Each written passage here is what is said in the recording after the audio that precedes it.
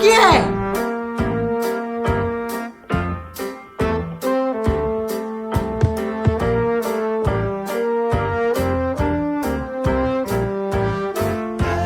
क्या बढ़िया था।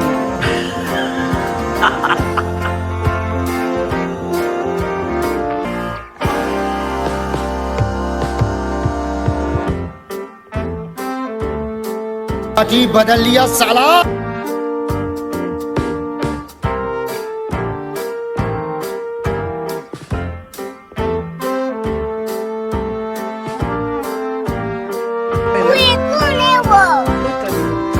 पीछे देखो पीछे।